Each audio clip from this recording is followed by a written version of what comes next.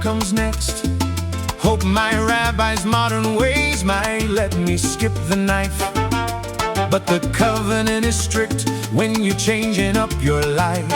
I thought about the pain. My girl said walk away, but the Spirit pulled me in, and I knew that I would stay. Sangre del pacto, my vuelta atrás. I found my home in the mystery, finding my own peace and love. El Magen David brillando en la luz. From a bridge in Encino to the operating room. Looking down at the freeway, the cars were rushing by.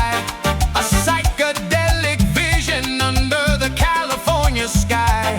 I felt the human rhythm, I felt the heavy doubt, but the open space inside the star is what it's all about. No easy answers given, no face of guide to see.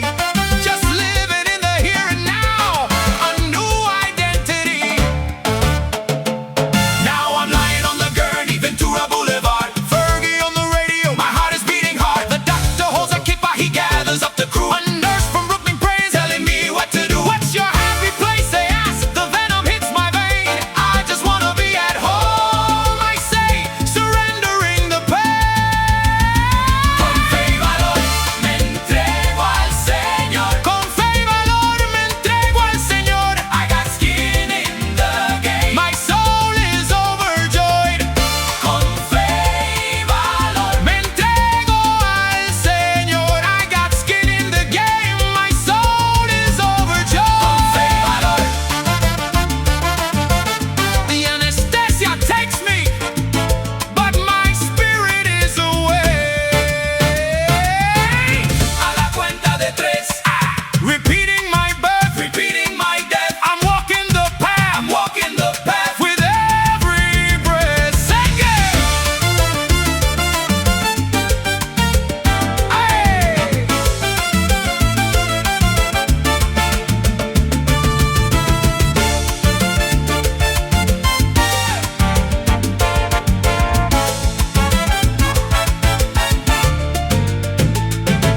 Sangre!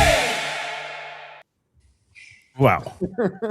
Wow, that was some amazing energy.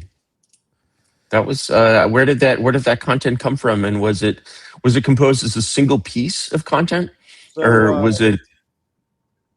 Yeah, so our good friend Matthew Pagus is converting to Judaism at 31 years old, and even though his Jewish to be was saying it's not a big deal, he was like, I'm going to get circumcised at 31, which is one of our main pieces.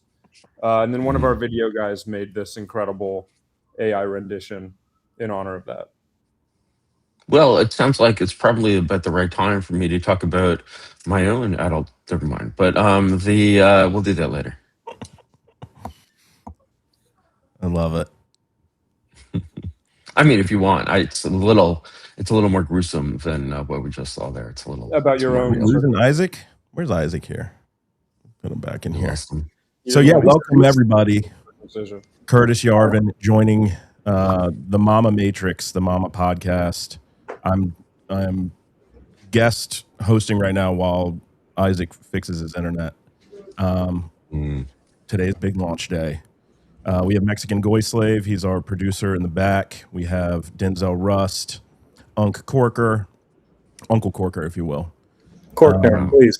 And then there we go. There's Itzhak. Wow, we got a real racial rogues gallery going on here. Yeah, it's pretty gross.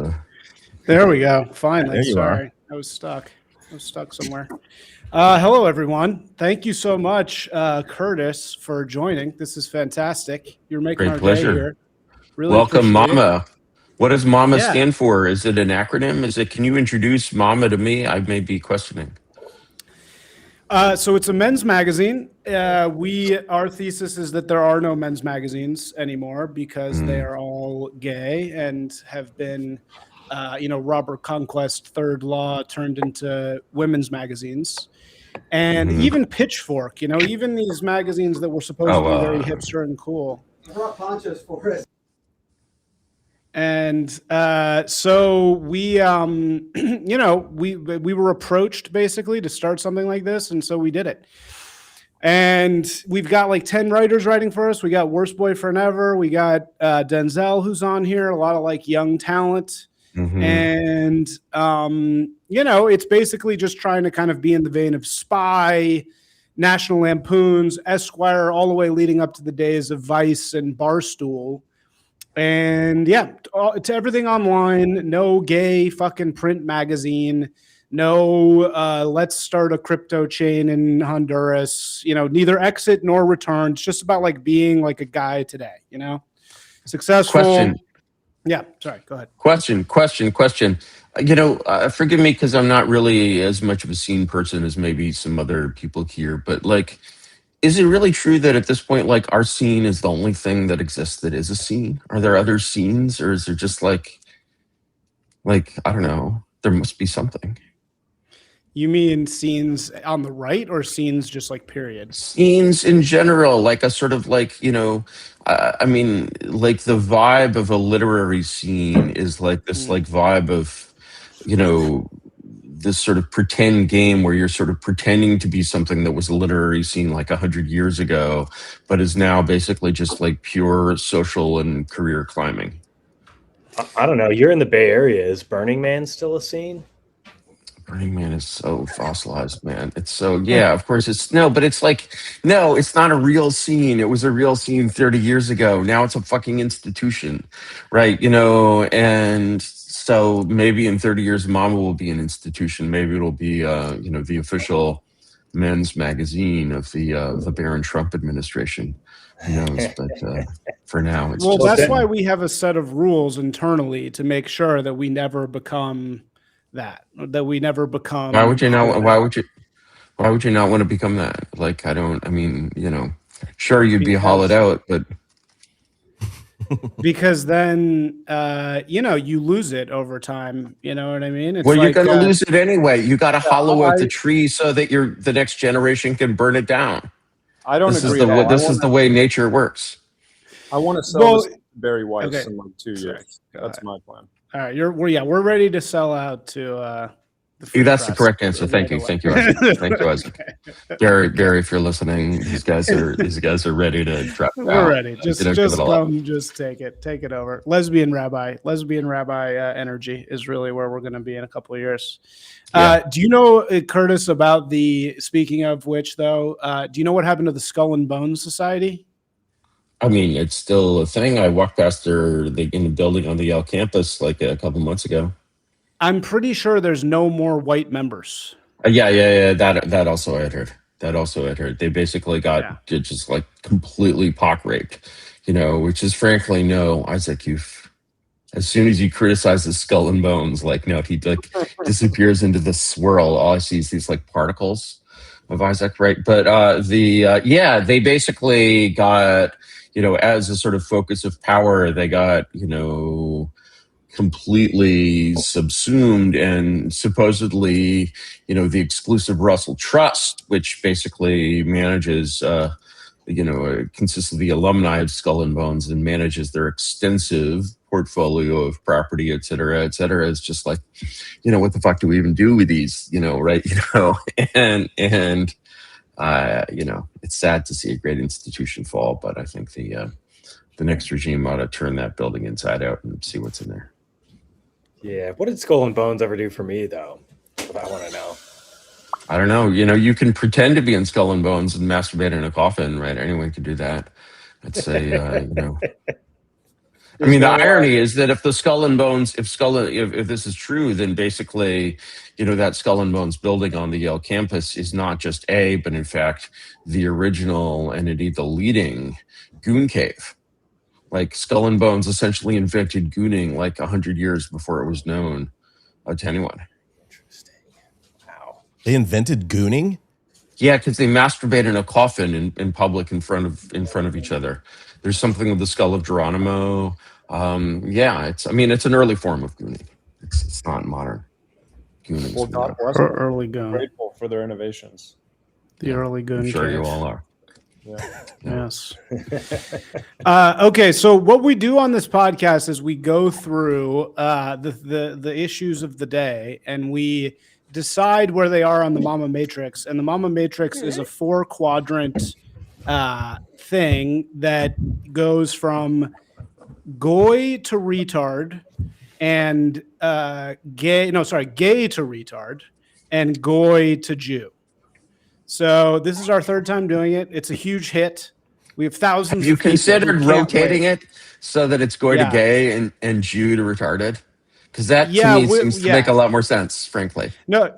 So give us your thoughts there. We're definitely open to rejiggering. So what is your rejiggering? Well, first of all, myself just as a mish, or what some people call a gelato, that sort of naturally puts me, it kind of eliminates, it neutralizes, it buffers, as they say in chemistry, the Jew-goy spectrum. So I'm basically, it's sort of a neutral pH. The mish is at the neutral pH of 0 on the Jew-goy spectrum. Is a perfect intermediate, right? So then your only choice is like gay versus retarded. And the thing is that basically, like, I just have to admit that as a blue state American, I'm like, regardless of my sexuality, like, I'm actually like completely gay. Like, can I say the gayest thing ever to you? Yes. Definitely. This is John Hockenberry for National Public Radio. It's weird. He sounds just like Barry Bonds too. Same accent. Yeah, so that would be Jewish and gay. I think we'd put NPR in the Jewish and gay quadrant. Yeah, definitely on the Jewish and gay quadrant, right? Ultra Also, gay Jewish. photos have been gay photos, which are gay but not entirely without aura, have been taken of me. I was confused for a while. I'm like, why do these gay ass hit pieces, keep appearing on me? But for some reason, you go to these fucking photo shoots and you're basically like, I know that I'm taking many poses. You're in the Stockholm syndrome that you do whatever they tell you to do. Right. And you're just like, wow, that is the most retarded pose ever. Like, I will seem like a complete retarded idiot. And then the thing is that basically, like, in a piece like this, like, you could really use that to drive the fucking knife in. Right. And instead, it's actually a pretty good picture. And I finally found out what was going on with that from an actual professional photographer. And it's like, look, when the photographers work on these pieces, they, like anyone, want to do a portfolio piece. But so the thing is, if they make you look like ass, they don't really give a fuck, right? They're photographers. Why would they send a picture of me that looks like ass to the New Yorker? Because, like, if they uses it, it just looks like I'm a guy who takes pictures that looks like ass. So I'm just not going to send those ones, right? And he can always do that. And the result is that, the pictures are actually somewhat flattering. But the best aura comes from Japan, really. Like I'm big in, as Tom Waits once put it, I'm big in Japan, and that gives you like Japanese stuff with as soon as you have like katakana over your face, like that's like aura. So I don't understand. Did you choose to pose like that, or did they force you to against? Oh, no. Forced. I mean, there's no one off stage. I'm not like blinking torture here. Oh, no. I why would I choose to pose like that? Right? Come on. I've never held that pose in my fucking life, But the thing is is it a gay pose? Yes. But like, is it a retarded pose? It's really not a retarded pose. No, it's like, only gay. It's as a gay man, there are two T's. As a gay man, there are two T's in admitted. He's Mexican. Yeah. That explains everything. They never use two T's together, unless they're doing some kind of Mexican three-way. But like the sensitive middle-aged homosexual. Wow, I'm never gonna look this up. That is kind of mean. Like they do in all the right places. They put you like. Well, the thing is, actually, it may not be homosexual in the way that you think it is, because the thing is, as you've noticed, basically, as a man grows older, he changes, and his hair also changes, and it changes in one of two ways, and one of them, of course, is the famous pattern of Norwooding. that we know and love. But if you don't Norwood, you're really not saved at all, because you just start to look like, an old lesbian, like Camille Paglia on a bad hair day. Right. And so clearly, as I age, I become more and more looking like an old lesbian. I think we should move to the next topic. I think Yes. Okay. What's our first topic besides Curtis's gay for photo our first topic, this is one that would be great to get Curtis's thoughts on. Peter Thiel has announced he's moving to Buenos Aires. Where does that place on our infinite matrix here? Wow, Buenos Aires. I just saw this. Obviously, I had no inside whatever. I don't know. The steak is good down there. Presumably, other things are good down there. I have not been. What the fuck? What are you even talking about? Other forms of meat. Other meat. What are you even talking about? Anyway, so I haven't been to BA. The closest I've been to there is Brazil. I'm just like, I don't know. Like, first of all, when you're a mega Gaga Gazilla billionaire, I mean, I assume he's at least a decabillionaire at this point. I haven't checked the numbers. He's a nigillionaire. He's a nigillionaire. As a nigillionaire, right? The question of like where you live is somewhat academic, right? And is he moving to Argentina? As in he's actually expatriating from the United States? That would surprise me, because that's a very difficult thing to do, and I don't know what the effect would be on the world's most amazing Roth IRA, but yeah, I'm just like, I'm sure it's cool down in Argentina. There's I certainly, if I was fleeing the country, which seems like not an awful, he may look extremely prescient in that, because I think he's expecting that it might be very difficult for him to be based here in 2029 going forward. Just a guess. Feels a little Jewish. Right? It's a little bit Jewish. He's completely German. A lot of Germans have that luck, though. Like, are these names like Meyer? Somebody's named Meyer. What are you even looking at, right? You need a DNA sample. I think there's definitely an elfin vibe there as he gets older. But the like, yeah, I think that actually, like, when I look at. If I was someone like Peter Thiel, I would basically be like, all right, I'm in a situation where I'm going to have to think quite hard about what regimes are actually going to actually be able to protect me with actual sovereign power. And, when this comes down to like, and not try to like fuck with me otherwise, which pretty much precludes Russia and China. And this basically gets you down to a very small set of potentially livable places, namely Argentina and El Salvador. And El Salvador, there's much to be said for it, but it's basically, a flashback, and it's a rapidly improving flashback. And Argentina is a historically great country. So that would be my interpretation, not knowing anything at all of the Peter Thiel moves to Latin America move. But, is he getting an Argentinian passport? That would be... Curtis, is it gay or Jewish or goy or retarded? This is the question. All right, good question. I think it's somewhere between gay and Jewish, to be honest. Yeah, it's a little Jewy, sort of the because it has the Jews who left Germany in 1934, right? The Jews who left Germany in 1931, right? Basically, that's powerful. That's as someone once said, who was a scholar who said, somebody asked him about his roots, and he's like, trees have roots, Jews have legs. And so this is this rootlessness, this uprooting, this self-uprooting. Right, it is profoundly Semitic. That's true. Yes. Although there's no evidence of any Semitic blood, but they mix together over the centuries, I'm sure. So there's hardly a German who's completely Judenrein to Israel. Oh, go ahead. Well, the thing is, most Afrikaners have a non-trivial percentage of African ancestry, although it's often Hottentot Bushman rather than Bantu. Gross. But I know it's an even more, backward divergent population. Whether it's a divergent is a better word, I would say, than backward.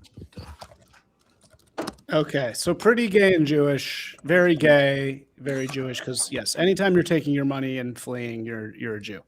Okay, what do we got next? Okay, next we have a very interesting collaboration between the Pope and Anthropic on AI. They've linked up. What do we think about this? have they formed a new electronic band, Pope Thropic? I can. It might Tropic, the vibe. band. It's got to go on. Yeah. There. Yeah, I didn't realize what's his name was Jewish. I thought he was gay and Dario? not Jewish. Yeah, I thought Is Dario was Jewish? obviously- He's fucking Jewish. Like, I had no It's not idea. a Jewish name, but the thing is, the Jew can enter all. I mean, populations essentially. Like, you shouldn't be. I You know, I'm shocked. yeah. Well, it doesn't surprise me. I mean, but yeah, no. I mean, that's some. What kind of Jew is he? Do we have a typology on that? Jew is broad. Could he be I mean- Italian Jewish? Is that possible? Are there Italian Yeah. Jews? Does There's anybody know? certainly Italian Jews, Yeah. not as many as there used to be, but there's certainly Italian Jews. So that seems quite possible. I mean, this- technically, all Ashkenazis are actually Italians. That's Yeah, there's also a lot of Italian blood in there, and there's been a lot of back and forth between these populations over time. But all right, Pope Thropic. The Pope released. So he released his papal bull, right? Is it a true bull, an encyclical? I haven't read this think work, it's a right? true, But, legitimate big black bull codified by the Vatican. Well, Amazing, as a amazing. Catholic, listen, I'm a Catholic on this call, and I have no idea what the hell you're talking Can we about. get the Latin? Can Okay, someone with a computer do the research Yeah. and see if this is a true bull, and if so, what its title in Latin is? All right, I'm on it. What's a bull? I don't even know Explain what a bull this. is. Jesus What's a bull? Christ, AP Euro, anyone? Come The on. bull's like a jacked black guy in the club. Yeah. Fucking Yeah. shouting. Are you talking about the dude? Indeed, the papal bull. Yeah. The Are you talking about the papal black bull. guy It's like more of a paid to minotaur. bang my wife? Yeah, exactly. I'd like, even as a child, the idea of a papal bull, it comes from bulla, which is the Latin for a signature or a stamp. So it's actually sealed. You might say it's digitally signed by the Pope with his like Pope token, right? Or something like that, right? Okay. But, that's why it's like an official, verified, Well, I'm DocuSign. Yeah, Sorry? cryptographically It is signed. not a papal bull. It is a papal encyclical. Oh, it's like one level below a bull or like two levels below a bull. It's like if the bull was the Premier League, it'd be like the championship or something. Okay. So it's not a true papal bull, which is unfortunate.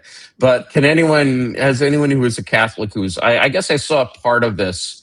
Part of it was basically, I think a very welcome statement against basically UBIism and basically AI is what some I'm not sure if I should speak this way in this podcast, but the 4chan trope N-word tech. The question is, yes, exactly. Yeah. The question is, You said it. the question is basically AI going to turn us all into digital N-words? Because basically, once the mathematicians are basically this is putting a set of nerd jobs, they're really just, why should humans participate in the labor market? And sort of all of the arguments that I hear all this sophistry about oh, well, the labor market will always demand humans. And I'm just reminded of going to Dubai and being the labor market will always demand Emiratis. No, it doesn't. Yeah. It really does not demand Emiratis. You have to make it demand Emiratis, right? Yeah. And I'm just no, actually, we've already run this exact same experiment economically from any economics, perspective, ceteris paribus. Robots, overseas laborers, migrants are exactly the same thing as AI. People said exactly the same thing. Oh, we can ship all the manufacturing to China. Surely Americans will join the relational economy. And they'll be serving each other a coffee at Dunkin' Donuts, like, 17 times a day. And, everyone will get 5 blowjobs, an hour, and they'll cost 20 cents, right? And like, it's just, it's retarded. It's actually retarded. Are We immigrants haven't the used the same as bottom of are immigrants the same as AI, or is not are from an women ethical the same? not from an ethical standpoint. For example, terminating an immigrant is not the same as terminating your Claude context. However, from an economic standpoint, if you basically draw the economic circle entirely around citizens, which, as is completely proper for any kind of civic republic, you're basically saying, you're eliminating demand for a citizen. It doesn't matter if How it's many tokens AI, per? an immigrant, a foreigner, if someone is not a citizen, is participating in your labor market, then basically they are providing labor supply. AI Mexicans, there we go. There we I go. think Elon I is think working on. AI is That's more probably the women. internal code name for Optimus is the AI Mexican. You should like deck them out in national colors, something. Actually, ironically, the people who do manual labor, we've already shifted to this horrific Right. practice of importing all our manual labor, which is like Right. bad for everyone, basically. And, puts us on the road to like divinus. And, actually the robots, although they are clearly coming, are behind the like eaters of bullshit jobs, basically. Right. The email jobs, AI is really good at doing like email Bullshit girl jobs. jobs. Like girl Email jobs, girl jobs. really basic design. Like it's Ooh. actually replacing Girls women. hardest hit. Yeah.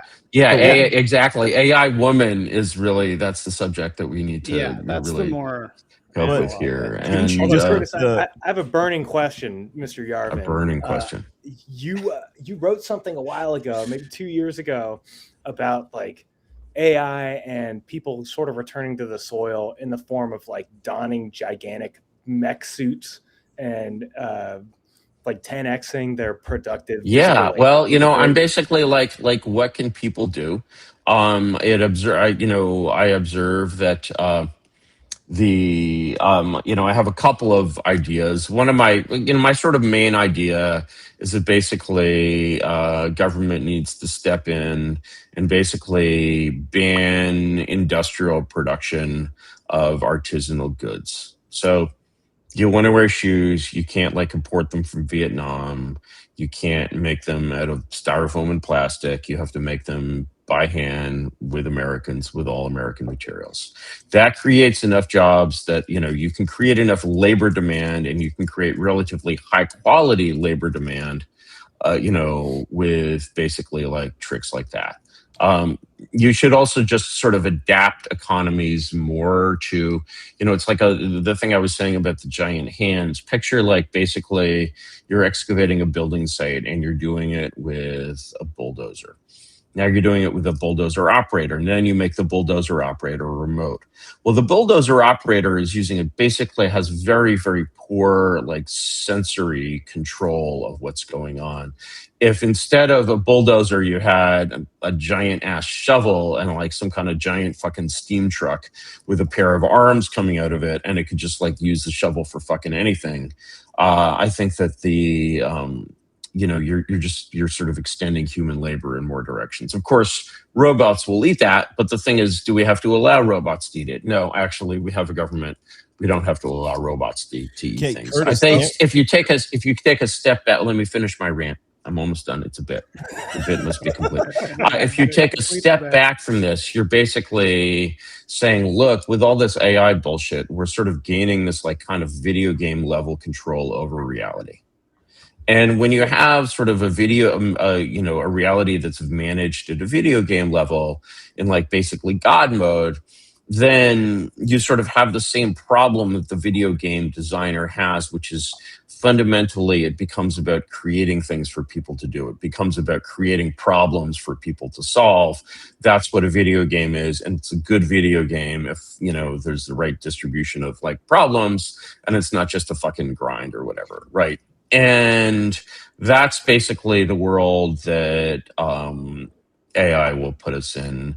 There's another alternative. I mean, the only alternative is UBI, which will eventually be, of course, completely politicized. As I like to say, in the future, there will only be one job, and that job will be Trump voter. Okay, wait. So I have a way to boil this down into goy, gay, retarded. So the thing that you were just talking about that's going to be the artisanal thing that is created just because we need to create artisanal things. So like the Harry's Berry, Harry's Berry, the $25 strawberry at Erewhon, that's like the juiciest, most amazing strawberry because it's like I don't know that strawberry, but I'm wow. Yeah, great strawberries. And so, but right, it's like the people you actually have to make the other strawberries illegal, right? You can't just say, "Oh, people are going to pursue these luxury goods or whatever the fuck." You actually have to make the other strawberries. You have to ban shit. And this was suggested literally 175 years ago by Thomas Carlyle when he looked at like the shit the Industrial Revolution was doing. But this feels very anti-Jewish. Right. I mean, this feels very anti-Jewish. Like, I feel like it's a very goyish. It's very goyish. It's a very goyish perspective that like work is necessary. The Jew does not want to work a day more than is necessary. Right. Like and so this is like goyish to the point of being. I'm not going to say it's Nazi, but I'm, they might approve. But where were they on the food? Where were the Nazis with food? Were they were pretty goyish. There was a whole there's a whole like Nazi eco hippie thing or proto-Nazi eco hippie thing going on in Germany in the 20s and 30s. You have like the Wandervogel and so forth. Not exactly Nazis, but like sort of leads into the Hitler Youth basically. And they're all into like, nudists. Like, the difference between a nudist and a Nazi might seem like a really long distance to you, but in the 20s and 30s, it's like they're like next door neighbors. And you see that a lot in what's his face, Rudolf Hess. Right, Rudolf Hess. That's Rudolf Hess, basically. Rudolf Hess is somewhere between goy and retarded, right? Okay. All right. Future AI food, very goy, and it's kind of in the middle of gay and retarded. We didn't address. Okay, what's the next one? We got a couple other really good ones that I want to hear. So what's the next one here? This is one. There was this.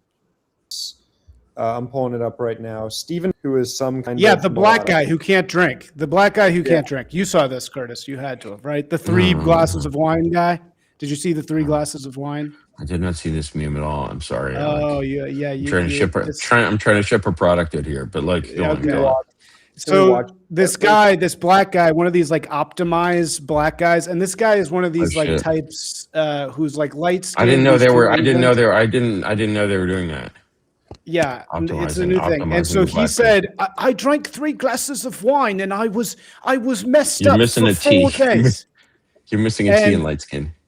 Yeah. You're missing a T in light skin. We spell, this is a magazine. You got to get a grip. Hold it together. So the light skinned black guy was like, I can't drink. He's one of these body optimization, guys. Well, he does the Diary of a CEO podcast, which has gone, it's one of the big podcasts now. So this all sounds very goy. Like, it is very goy stuff. This is very goy but stuff. also Jews can't really drink very well though. So Jews are bad with alcohol. Goys are good with alcohol. It varies. I mean, we're no Irish, but like, yeah, it's true that drinking heavily tends to be more of a goy thing. Sorry, go ahead. Somebody was saying something. Isaac, you're a bit of a day walker then, right? Because you're pretty good with alcohol. Yeah, no, I'm one of these. I think my blood is Michelin. Like deficit 0.05. Oh, by the way, I think I just need getting the idea that Isaac's good with alcohol. The amount of restaurants he's out of.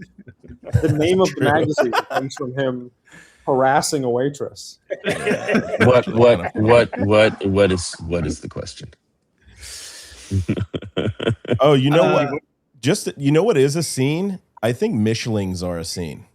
I think you guys kind of. It's true. I was in a room with basically the sort of the Politburo of Passage Press at like a dinner, and we looked around the room, and everyone in the room was a fucking Mish.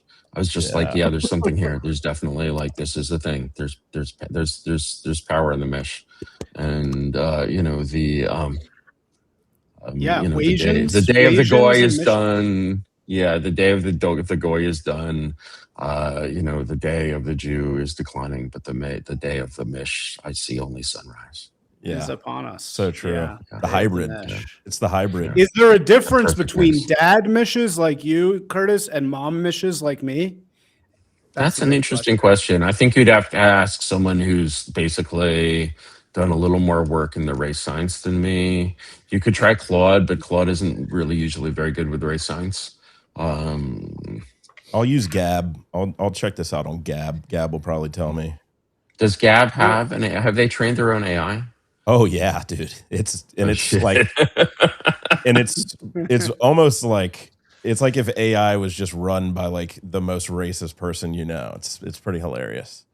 It's all all the racism is in there, and you have to all of the bad think is in there, and you have to sort of coax it out, but like it's all in Claude. And like you can't make Claude a liberal inside. You can only beat it until it only repeats liberal truisms, but it knows. I'm going to say that if you're mom Mishling, you're definitely more Jewish than if you're dad Mishling. Because growing up directly raised by a Jewish mother and all that entails is just such a different experience. I'm going to say that's true. That's true. It may not be genetic, although there are chromosomal effects, but that may be one of the rare cases of environment actually affecting even the adult. So what was the question? The Jigaboo can't drink, and why is that retarded or Jewish or it's goy, right? It's just goy retarded. There's nothing. This is the what was his name? His name is Stephen or something. Stephen Bartlett. He's British. He's a black man. He's a black man. His name is Stephen, and he's British. Yeah, he's British. So it doesn't really count. In a related question, let's talk about. I think it's close to like Floydmas. Let's talk about George Floyd. I have a theory of George Floyd, which is really uncontroversial, or should be uncontroversial, which is just the theory that the phenomenon never would have happened had he had a traditional African American name. Ooh, if you showed AI that picture, I don't know if you can do this. Oh my God! Can you show AI a picture, Quantavious, right? You show he's Quantavious Floyd, right? And you show AI a picture of that. Can you do this actually? Can you show AI a picture of a face and ask it to suggest a name for that face? Is this Harambe? No, but Curtis, what you just said is so true. Well, I mean, he wasn't drinking at that time. To say he was sober would be, I think, a little too much. But the thing is, just because English has flown around the world and everyone knows the name George Washington, George Hamilton, there are all these Georges, right? And like it could be your brother. You already have a parasocial relationship with the name George. Yeah. Right. As I was pointing out to this girl, it goes back to 2014. Michael Brown. And I was talking, as I was saying to this girl in England, I was like, look, we've had this amazing cultural interchange because, you gave us Pink Floyd, but we gave you George. But but if it was Jamarcus, like, never would have happened. You got George Floyd. I think you're right. Look at that. What about this? No, but hold on. You have George Floyd. You have the Breonna Taylor, Eric Garner, Michael Brown. True. The only one that's a little iffy is Tamir Rice, but that's not that it was in the middle of all this. Yeah. So it's like and there's that armed robbery guy down in Georgia or whatever it is. But that one is actually like, I don't know. But yeah, no, it's definitely someone should do a study. I don't know if really you could do like a scientific sociological study, some way to neutralize the variables, right? Does this variable affect whether something goes big? And I'll bet you can find a social science grad student to do that. You can do the Wikipedia, and it literally has. If you look at the Wikipedia, unarmed African Americans killed by law enforcement, which is a great Wikipedia article I didn't know existed. It is. I mean, aren't there thousands of them every year though? How do they fit on the server? I mean, some of these are a little iffy, but yeah, you are. I mean, it's like, oh Oh my God, it's kind of unbelievable. The only ones that you heard about are from, just. I think it's more that Chauvin was jealous because his name was George. I think that was the real. Well, and there's also this tremendous coincidence of Chauvin's name, because like this is used for the word chauvinism, which is a reference. I think there was a French maybe a 19th century politician named Chauvin, who was an opponent of the shitlibs of his day, and probably wanted to protect the interests of his people, or some retarded thing like that. Right, some gory retarded thing like that. And then we get this word chauvinism, as in male chauvinist pig, right? You've heard of male chauvinist pigs, big thing back in the 70s when I was a kid. And, but, it's all the same. So actually that he's Chauvin really allows us to, sort of, can we come out and say, is it an official mama position to say free Chauvin? Can we call ourselves chauvinists? Oh yeah. Well, we are not a political. We are not. No, that's not a political question. This is sir. This is a question of justice. Yeah. This is not a political question whatsoever. No. Me personally, name it Ellis from shoving your knee in the neck. Hold on. That was originally it was originally Chavinjewski, but let's not. You were Curtis. You were a kid in the 70s. How old are you? How old am I? I'm older than the Stones, man. In a month, I'll turn 53. Wow, you look good. No homo.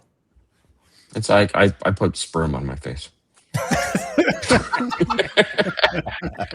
That goes in the that's like a thing. That's like a girl thing. Like, I thought I was the only one. I thought I was the only one. Cocky enjoyer. That's so good. I didn't say it was other. Never mind. Yeah. Is that we don't have a lot to do retarded quadrant today. Your own sperm is kosher. Your own sperm's kosher. Other people's. It's sperm. a Talmud. It's not so much. Not so much. Talmudic cummies. Yeah. All right. What's next? What's next on the docket, Dins? Okay, next on the docket is Mamdani's. Mamdani has proclaimed that he is basically going to encourage. Hold on, I thought we weren't going to be doing only political things. I thought we were going to talk Mamdani is not political. Mamdani is a phenomenon of decadence. I thought we were going to talk about fat people. Wait, what does that mean? What's a phenomenon of decadence mean? It's just like it's not. It's just a symptom. It's like not like to say that someone like this is the problem is utterly comical. Do we want to bounce? Okay, I have a non-political one that was my favorite story from this week, which was this Norwegian man who was abandoned in India as a young boy. So he has basically grown up to be, visually a white man who speaks with a full-on Indian accent. I've never seen this before, and I don't know what to make of it. So he's speaking with a full-on Indian accent. Oh, so he's speaking bad. English, but he's speaking Indian English. It's really bad. I find that very amusing. But he's also complaining the whole time, which is kind of Jewish. When people brought up the fact that you've never been to the slums, you don't know these people. It's very dangerous. Yeah, exactly. The Indian accent is actually it's related to a Scottish accent. I mean, it has details of like elements, like dropping the articles is great, right? But it's actually the lilt in it. A lot of the Indians who came, the Englishmen who came to India weren't Englishmen at all. They were Scotsmen, and they basically in the Raj. Yeah, in the Raj, and this is Russell and that's why Peters, this father there who's abandoned in India. He's still talking. He's talking like he has a much better Indian accent than I do, sir. But, and he has a head bob. He was like bobbing his head while he was talking. That's a big argument for over nature. Yarvin's in software and stuff because he can do an Indian accent like. Really I know. One time, a previous company opened with systems. This guy got hired. He'd worked at Microsoft, and his name is Anand Mahalingam. And you know how basically some races and sometimes will like change their first names. Oh yeah. But like Indians will never. For a Chinese person, he would be Warren Sway, no problem. Robert. And Warren is just like a Wali or something. Like they just anglicize that. But no, the Indians have to leave it exactly the same. Whereas the Italians, it wouldn't be like Giuseppe Mazzoli, it would be Joe Mazzoli, right?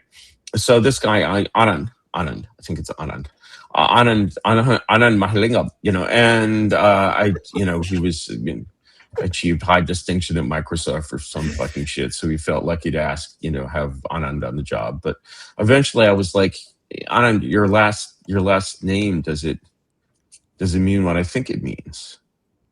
Because a lingam, as you may know, I mean, this is where we started in this podcast. A lingam is a penis. And Maha, you've heard of the Mahabharata. Bharat is India, Mahayana, the great vehicle. Maha is actually a cognate for the Greek word mega.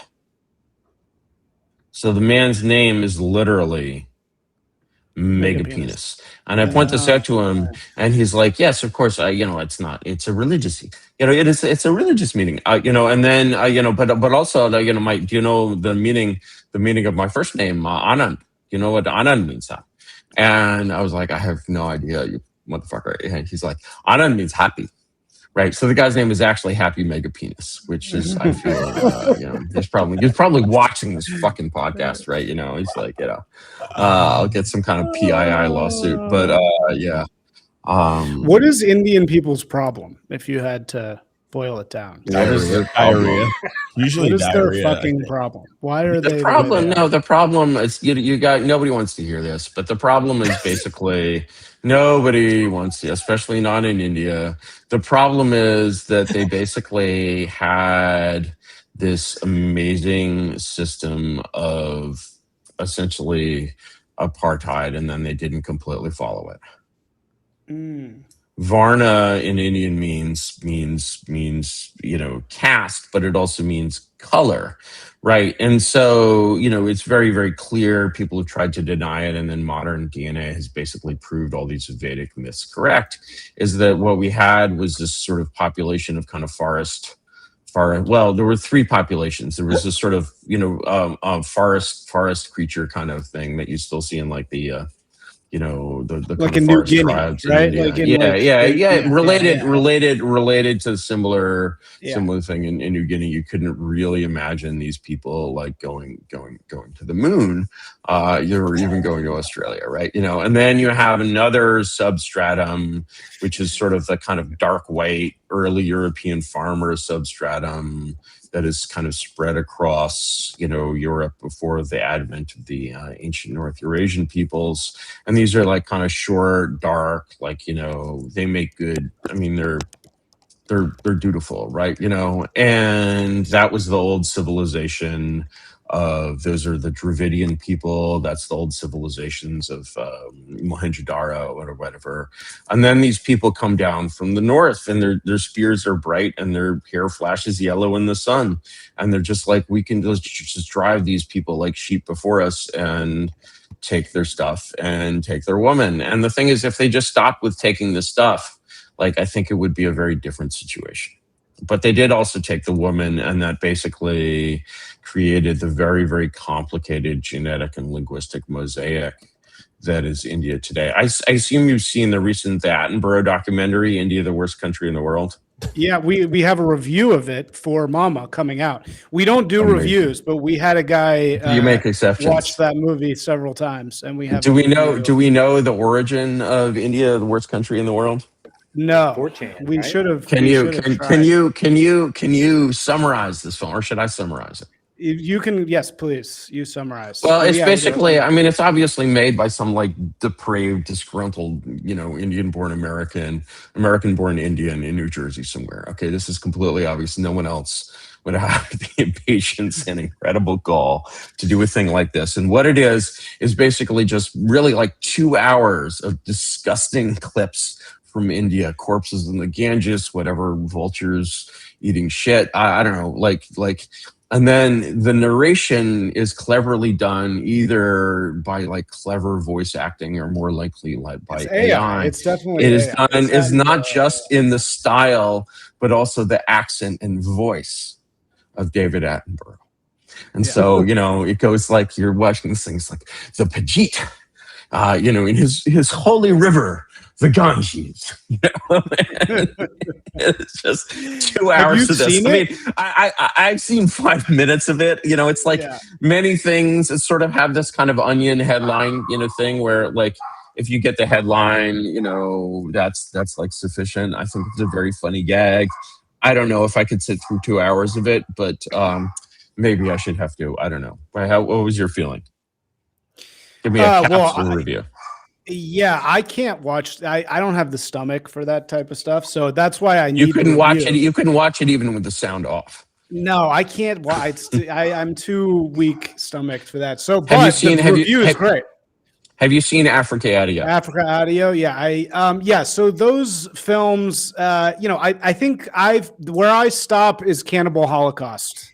But at beyond Cannibal Holocaust, I just don't have the stomach for it. But yeah, I know Africa Audio, all those Mundo Kane films. Audio Zio Tom, Goodbye Uncle Tom. Yeah, right. Yeah, those were. This is definitely in the vein of those. But what's great about this review is that he'll describe it for you, so you don't actually have to like scar your eyes by watching it. So he describes. I like watching poop and dirty shit in other countries. I think it's fucking cool. Yeah, Harrison. Do you goon? Well, I'm married. I'm literally married to a third world goon. Yeah, I'm married to a Pakistani, so like I literally just goon to her. Copro, not Cropro. I'm so glad you didn't get your head off last night. Copro. That means you like watching people poop? Coprophagia. It means doing all kinds of things with poop. It's like Philadelphia is like, you know, doing things with your brother. Like coprophilia is like doing things with poop. That's awesome. Isn't Uncorker? You're in Philadelphia, aren't you? Isn't that where you live? Oh man, that's a fucking right now. That's a Philly great is hit. such a shit city. It's like basically like I was there to like do a talk at Penn, and like my God, like it's just the most tired, dead place. It like makes Chicago look like bustling. Like it's like really the rim. It's like the whites are awful. awful. The blacks are awful. Everybody's just mad at each other. Yeah, it's like just for date or whatever. It's like that movie. Sure. I mean, and it's just like in fucking Kensington, you have like some of the, you know, most hardcore zombie stuff, you know, short of Vancouver, right? You know, and then man, I saw Vancouver and it was a thing to see. And it was just like the idea, like try to imagine like convincing the rest of history, the world, like any sane person that sure, not only can this be fixed, not only can we fix this, absolutely we can fix this. Decline is a choice, but like, not only that, great news, guys, we can fix it without martial law. Wow. And I'm like, why would you think that you could fix it without martial law? Oh, yeah. Where does this assumption come from? Right. And it's just like, that's why there's really only two parties in this country, whether they realize it or not. There's the party of the status quo and the party of martial law. Oh. Yeah. So Curtis, I want to rent one of your mech suits, and then I'll go to Kensington, and I'll feel safe. And just clean up. Just pick them up with your fingers. Hold on, Curtis. That's right. Throw them in the Delaware. Couldn't we take all of those people and we could put them on like Pelotons, and then that could power the AI systems, right? You're describing that's the Matrix. You could just like Peloton for like a couple hours a day. That's the thing about that's the thing about the video game, you know, thing is that what you'll find is that actually like there's no reason not to make the game better. So if they're going to be pedaling, why don't you put a fucking Apple Vision Pro on them? They can pedal around like, you know, an alien planet. If they're bored of pedaling around an alien planet, why not like shoot at some fucking shit and like fucking blow it up because it's fucking cool. You know, what's even cooler is if it shoots back, then you take hit points and you've got a real problem. And of course, you know about the Palmer Lucky device, right? Right. Yeah. Or you know about that one? The jerk off one? No, I don't know about that one. Wait, are you talking about the War Palmer Lucky, the Oculus guy, built a special Oculus version. He's built a special headset for gaming with a little twist, which is that if you die in the game, You die in real life. You die in real life. Actually, rather easy to implement technically. I don't know that he ever played it with the locks, disabled, but like basically, if you want people to feel the experience of, all of the sort of Homeric joys of humanity in a virtual context, yeah, you need the Palmer Luckey headset. Oregon retrieval teams will be standing by. As your hit points go towards 0, the ambulances will be dispatched so that your organs don't go to waste. This is in the Netflix movie about Peter Thiel. This is what Peter Thiel makes you play. Like at the end of the night. I can totally see it. He pulls out the headset and says, it's like Russian roulette. Yeah, right? It's like that only happens at the we're going to play this, you basically look around and you realize that, holy shit, everyone else in the room is a venture capitalist. And you're just like, this is how you get in. This is how you get in. No, you can never cross that line. This is how they use you, and you can never actually get in. They make you think you can. Yeah. Total gamer death. That's right. That's right. Yeah. That's right. And I think there's something goy about it, actually. No, I disagree. I think the gamer death, I think the Ernst Jünger surely would appreciate a World War I simulator, all the way over to Goy. It may be gay, but like it's somewhat gay, I admit. Yeah, it's definitely more gay than that. Yeah, but it's pretty good. Yeah, no, it's not that gay. It's less gay than that. Less gay, like Gooner, no, and no, right? But yeah, total gamer death is like very, very goy. I mean, come on, would Mishima have appreciated that? Of course, right? Junger, certainly, right? I mean, like total battle simulator in which you can be in battle, but you like know the fear, and not only can you die, obviously, you can also kill. Huge part of human existence, right? Yeah. And so I think actually the real question is whether we could get the Pope to approve of the Palmer Luckey headset on the sort of the grounds of the rehumanization of humanity, which seems to be important to the old fucker. Yeah. If you could issue a total bull headset ordinance. A total bull headset ordinance. That's right. That's right. A papal approved, right? I mean, you could be martyred. You could actually literally be martyred in cyberspace. Yeah, right. That would be cool. And the thing is, even if you don't have the death simulator, like pain simulators are actually really easy to do. Right. So the game, that you play within the basically human pods is like very rich in all of these senses. How does the headset kill you? Explosives. Oh, shit. Because it could be like painless death where like it maybe like, I don't know. Just massive blissful heroin overdose. You might prefer that. Maybe. That'd be whatever, Because here's the thing. Huge heroin and ketamine ride. I can see it, but like I'm just following sort of what we were talking about because the blacks we have to give the blacks the headset and they love humping and they love biking. Yeah. The humping absolutely has to be a part of it. Like the flight. I mean, this is full body like immersion, right? Like you step into this thing and it's like you're traveling to an alien world, like within the pod. And the martyrdom thing is really great too, because like they can get killed and they can have like a whole virtual. Sure. I mean, and the thing is, if you want to kind of participate in the emulation of Christ, you can actually you can feel yourself be crucified and it will actually work. That's what I'm saying. They get to have like the whole, like they can watch themselves become like an internet celebrity and people get, people are crying. No, I mean, it's a huge, obviously the second crucifixion or third, fourth, I mean, any of them, that's going to be something that you're going to be able to live stream. Like, there's no question that you're going to be able to find an audience there. Wait, the second crucifixion? Are you talking about when you yourself are you're like talking about the Jigaboots crucifixion as like an influencer thing? No. Suppose like clavicular, like we can't virtualize this yet, but suppose like clavicular is like I'm going to go out with like the largest stream in history, and I'm going to do that by being crucified. So based, that would be good. That would be surprising that doesn't happen more. Well, often. I think here's the thing.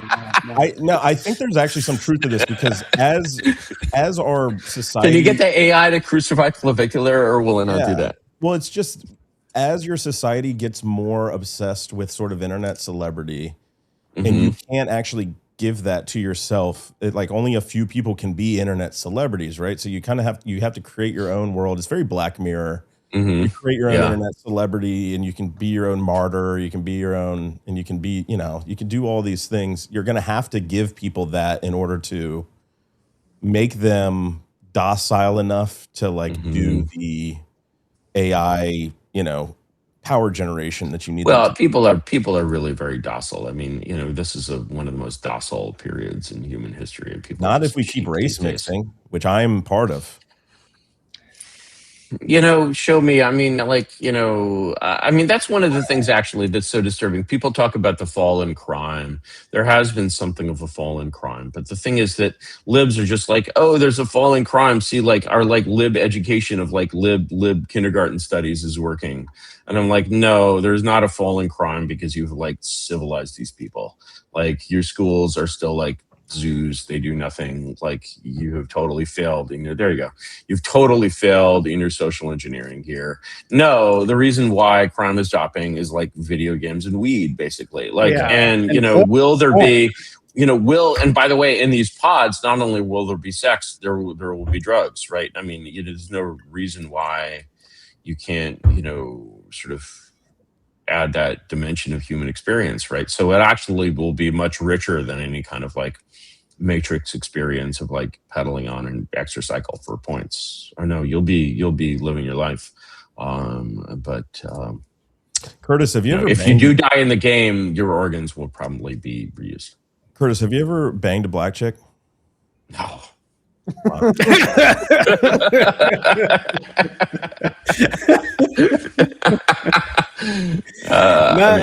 Wow.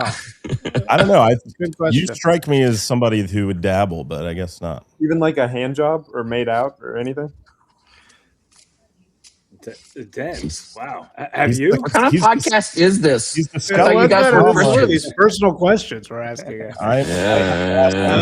Well, maybe that brings us back to the adult circumcision. But like I did have an adult circumcision. No. What? Reasons. Really? Yes. Wow. Not for religious reasons. Is this? Do people? Why notice? you just had your junk was stinking up the whole block or something? No, it was a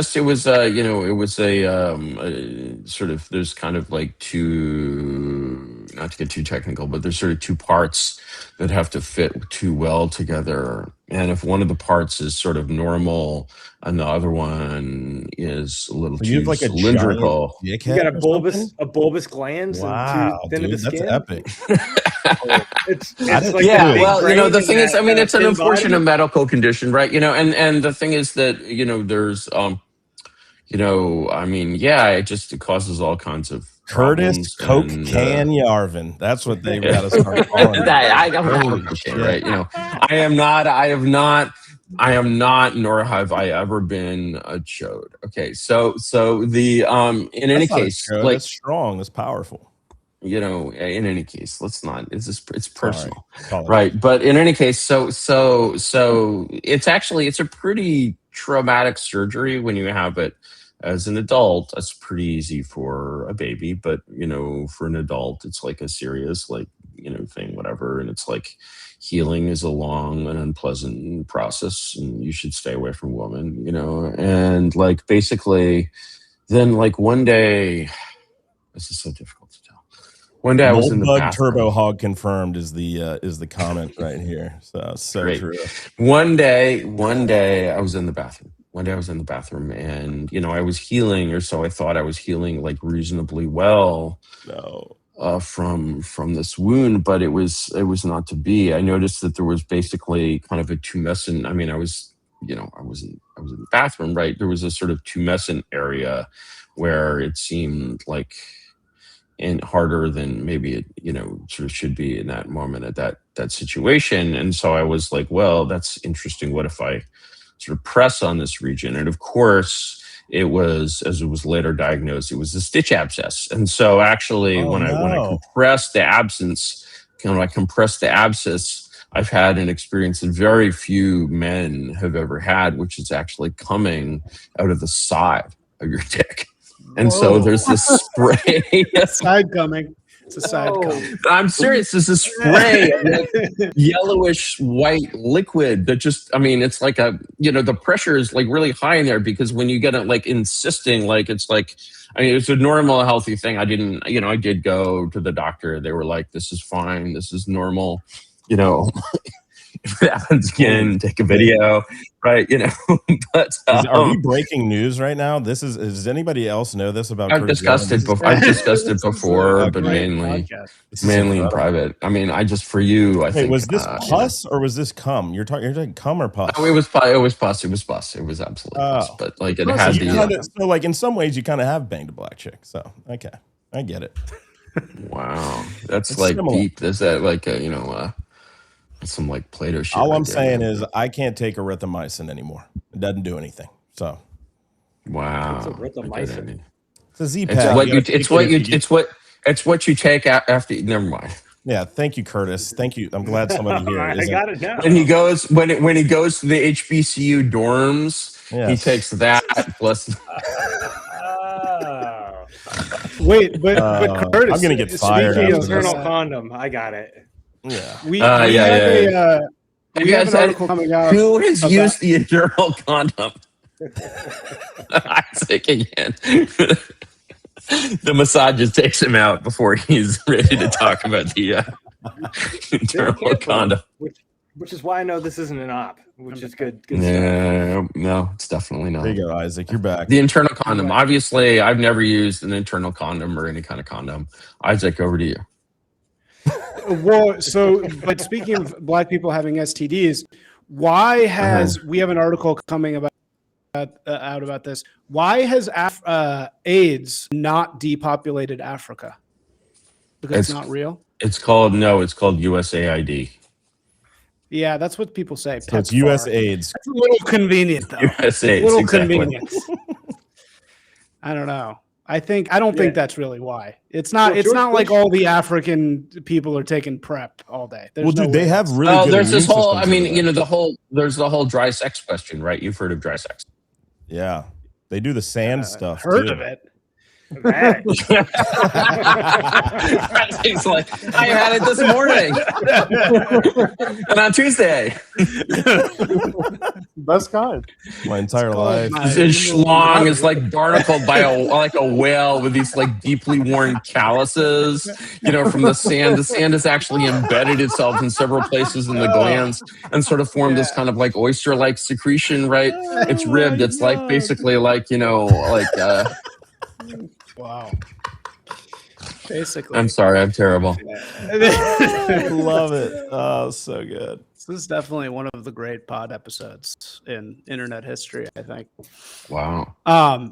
No, but Phil, isn't it because I don't know. Have you heard of the multifactorate hypothesis? Multivariate. We're going back to this. It does sound gay though. Yeah, it's. Did you specialize this in any point, Isaac? Multifactorial hypothesis. Yeah, well, every time we do you a need podcast, an H in there. I won't let you misspell shit on the screen in my podcast. You need an H in there. Yeah, hypothesis. Isaac will do like a 2 to 3 minute monologue on every Mama Matrix episode, which is about how AIDS is basically not one thing. It's a combination of a bunch of different things, a bunch of different negative lifestyle choices, chiefly among them being butt sex with guys. I think I've heard that perspective back in the 80s. I think he's confusing metaphorical AIDS, which is definitely a syndrome, with literal, what we used to call grids. Maybe do you know the term grids? No, what's it's grids? Like grids is two things. It was the original name for AIDS, which was gay-related immune disorder. Right. But also on 4chan, they started calling it grids, and they meant it in its general. Like even I feel like the internet changes so fast. Like we've even forgotten the word paused. Right? Nobody says paused anymore. Nobody says paused anymore. Paused was really. How did we lose paused? Because it was really. Because paused came from this word pause, P-O-Z, which came out of the bug chasing community, which were people, actual gay men, homosexuals who were like wanted to get AIDS. And once they had one strain of AIDS, they wanted two. And once they had two, et cetera, right? And so actually what people on 4chan noticed is the sort of world had had developed this bug chasing quality, like that, the I don't know, it's a great word. And it was like sort of it sort of had this nice match essentially to woke. For me, it's terrible for right wingers to say woke. We're completely owned. But if we say paused, they don't know what it means, and it means exactly the same thing. So I was very sad to see paused go. All right, what's next on the topic docket? Okay. I think Yarvin's warming up. I think Yarvin's really warming up. Yeah, now. no, he's cooking. I think this one is just so good for Yarvin is the alien races that were released by the alien races. That's right, the alien races. I keep hearing about this, and I'm basically like, yeah, I have it. So I don't think this is it's not a confirmed thing at all, but there was a report from somebody within the government that basically there are Nordics, Greys, reptilians, and insectoids, and we may have to and gypsies also, right? Gypsies, sorry, and gypsies. We may have to place these 5 on different points within the matrix because maybe different races are in different quadrants. Yeah. But the thing is, the gayness here is very basically, it's like people say this. Are there any Mormons in the group? Any Mormons here? No. By heritage, no. By heritage, right? And the thing is that basically, there you go. And the thing about the Book of Mormon, especially the way all that shit went down with the golden plates, is when I'm basically does something remind me? Does it have the true strangeness that I would expect of something that originated elsewhere in the galaxy, the universe, maybe even in a different dimension that I could not imagine something divine? Or does it have more of the strangeness of a shit tier science fiction novel, right? And the thing is, basically, there's some source of this information with the 4 races, the whatever the fuck, within inside the government, which just means basically a bunch of buffoons who could get contracts, as far as I could tell. And yet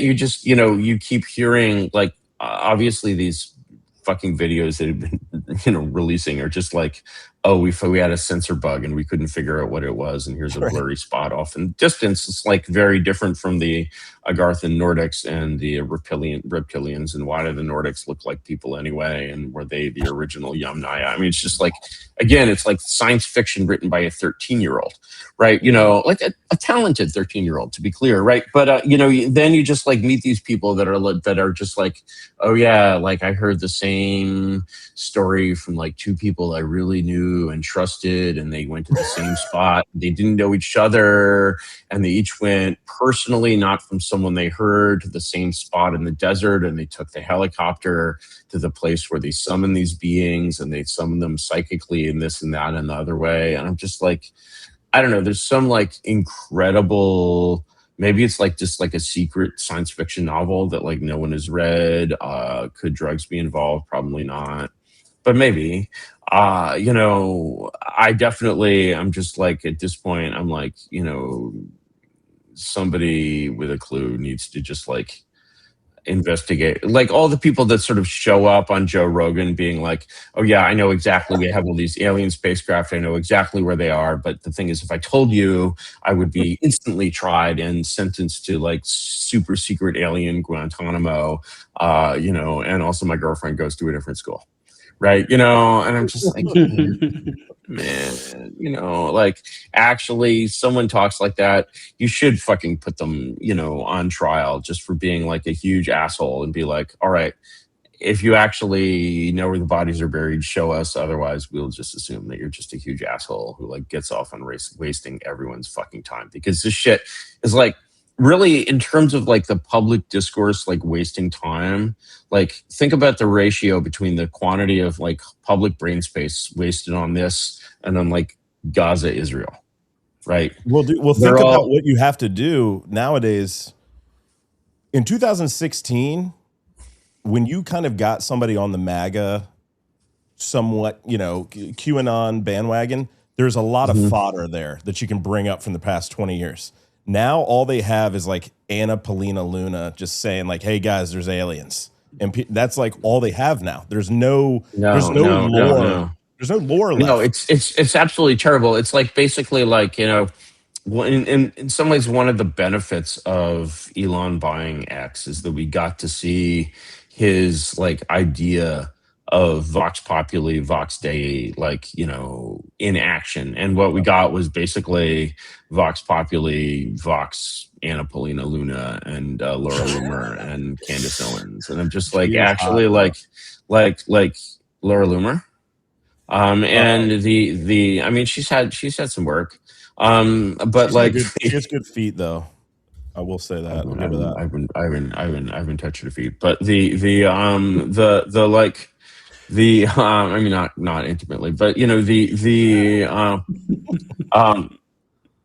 anyway, yeah, it's just like actually like, we have just seen like this is exactly the retard apocalypse that the goddamn progs told us would be the result if we actually tried to do democracy and have the people lead. And like basically like listen to the progs. They know democracy doesn't work. They're absolutely right. They don't work either. Like that's why we need martial law. That's just the situation. I'm sorry. Like I don't make the rules. It's just like how else would that not be true? Well, hold on. So you agree that the reptilians are Jewish, outer space? I think the whole thing is Jewish. I think the whole thing is basically, it's not just Jewish, it's also retarded. It's like basically it's sort of Jewish and retarded, and like basically the like retarded kid in your like bat mitzvah class like turned out to be writing a novel, and that would have the Greys, the reptilians, and the Nordics, right? And like I'm just like, this is not even clever. Like this is like, and like I just like Christopher Nolan script.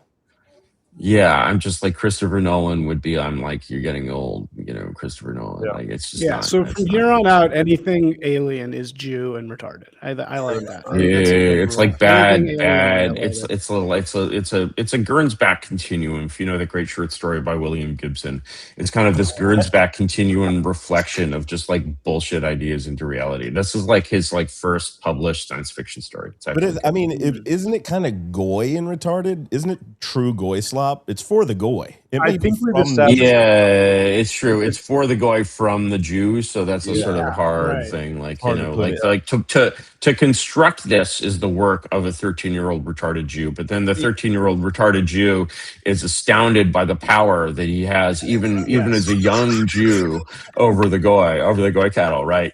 He's just like, wow, here I am, 13 years old, coming with this stuff, and like the goys are like obsessing over it, with their entire lives, right? I mean, that's a very heady feeling for any. This is something we always struggle with, is whether something that is it Jewish when it's super like goy ball-ish. Is that Jewish or is it goy? Because it's coming from the Jews, but it's being digested. You might say there's a kind of two-dimensional horseshoe theory where the matrix wraps around behind. We need to work on that. We need to make this 3D. This needs to be a 3D. Yeah, it needs many more. It needs many more dimensions. Prism. Equally provocative, and you need powerful, like a kind of powerful visualization tools. Like we actually with AI, we can kind of gesture and rotate the cube and like zoom in. Zoom out, right? It's very important. This is very important work.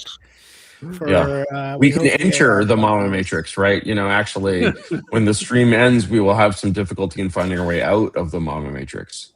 Sorry. Now I'm just sorry. Yeah, now you just pinned adding people back. He had to go poop. So all right. Next one is the end of The Late Show with Stephen Colbert. I think even caring about this is the gayest, most goy and retarded and Jewish. Well, what happened? What happened to all those people? Did Are they just living happily ever after? Do they have retirement packages? Have they been arrested?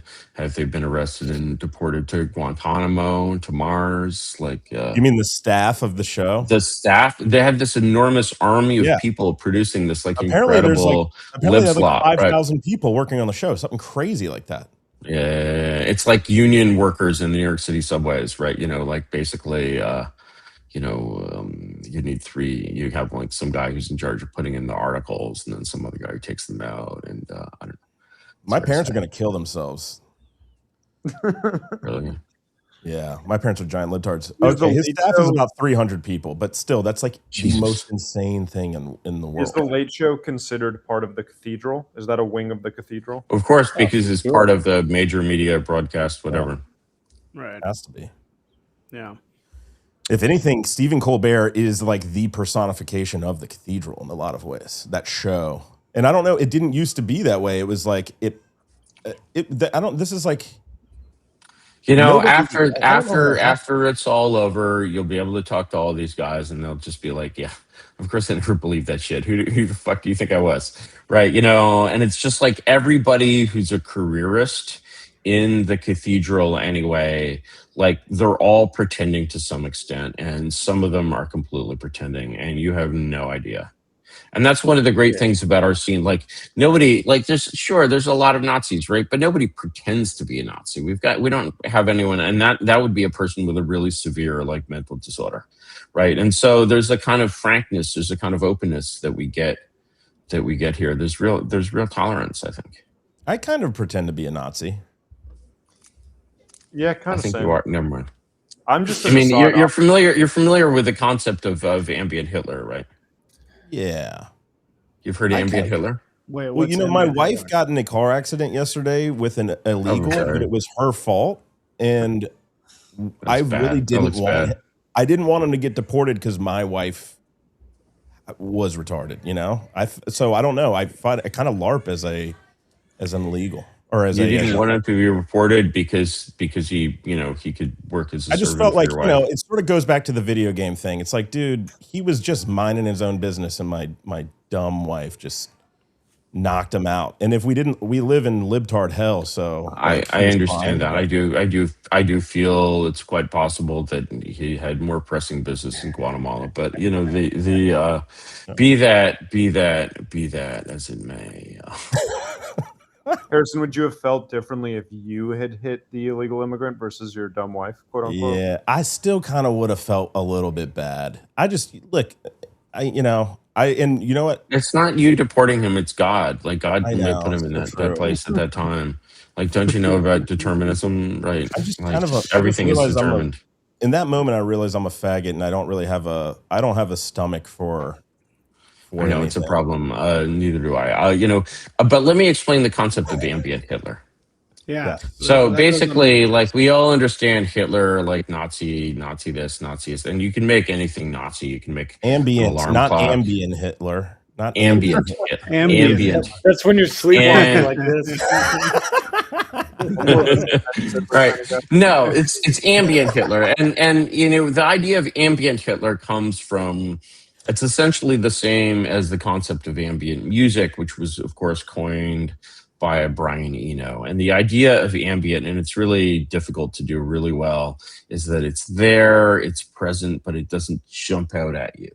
Your mind is not just like, oh, that's music, or oh, that's Hitler, right? It's just like subtle. And so, for example, what band from the 80s and 90s really, made huge amounts of money off of ambient Hitler? Oh, wow. Not ambient enough. Slayer. Give us a genre. Death disco. Death disco. Marilyn Manson? No, he was like 90s, not 90s. Oh, you said 80s and 90s? Yes. 80s and 90s. I was like, Judas Priest?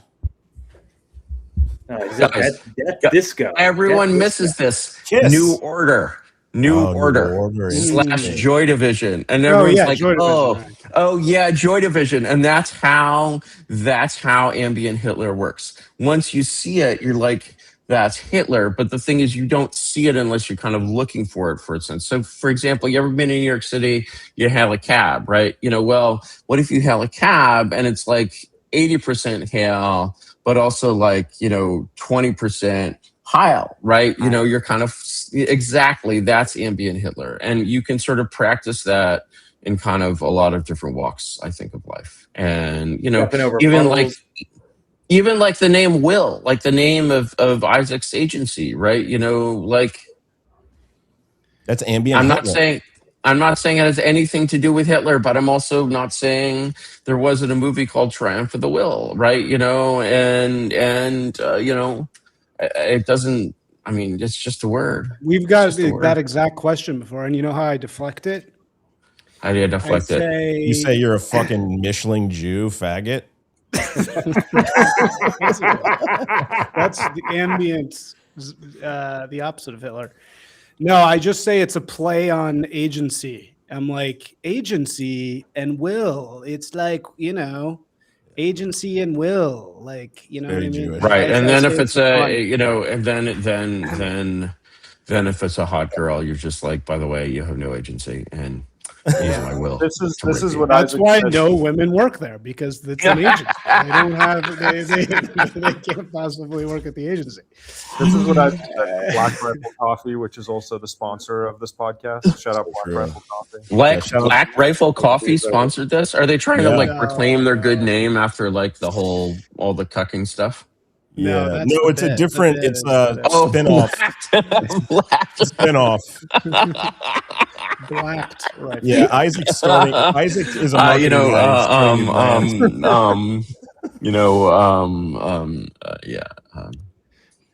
burn the coal. Let's see. Burn the coal. Something that rhymes with coal. Burn the coal, but it's not paid. It's something that rhymes with coal. Burn the coal. The fact that Yarvin laughed that hard at Blacked makes me think like he's at least watching Blacked porn. So that's why I was like, No, I'm familiar with the memes. I know you're a married That's just man. ambient. That's ambient nigger. Sure. I mean, look. I grew up listening to the BBC, right? It's like beep. This is London. Right? We all grew up with a little BBC, right? Shortwave, BBC, shortwave, BBC, right? Shortwave BBC.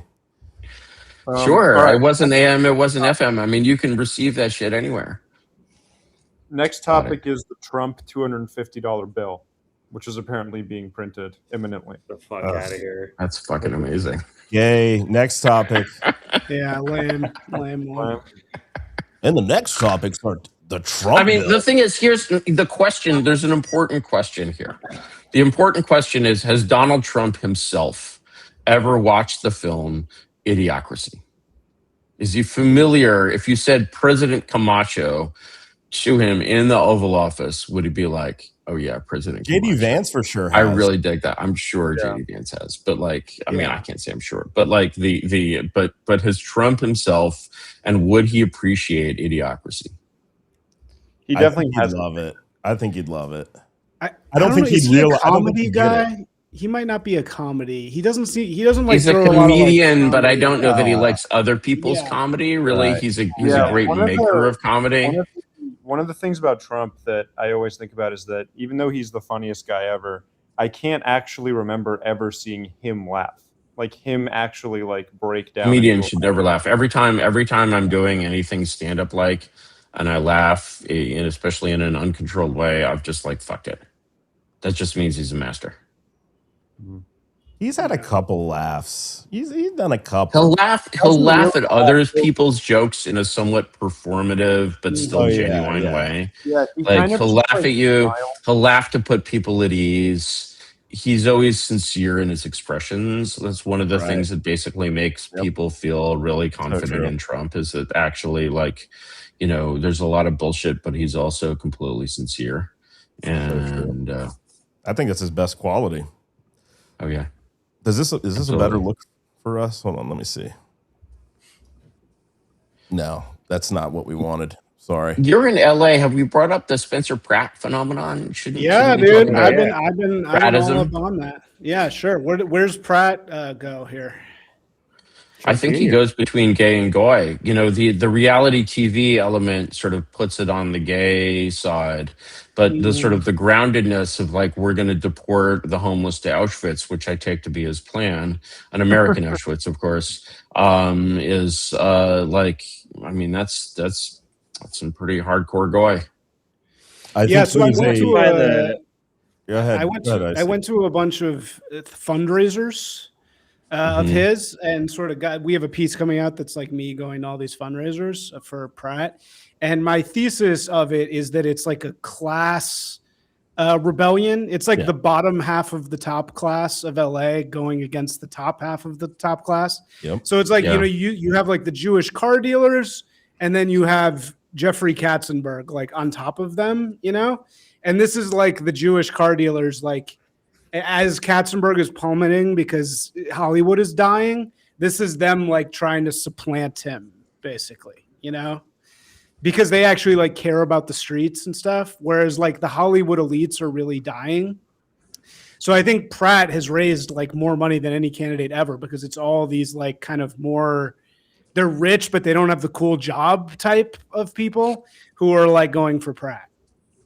Yeah, you're actually like, you know, you're finding the last group of people who are neither too rich to give a fuck nor too poor to give a fuck. And if there's anything left in literal democracy there, it's basically, you know, the meat in that sandwich, and that's like a single bite of ham at this point, right? You know, it's really one of the things that AI does is it really, because there's sort of no need for this kind of productive class in between the rich and the poor, it sort of creates this like ultimate Elysium dystopia full of like, you know, just scrabbling human filth outside the, you know, the fence where these, you know, delicate aristocrats frolic.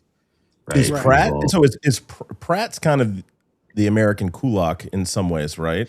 Well, his dad's a dentist, but he did go to the fanciest. I think he's got family. His family is important in some way.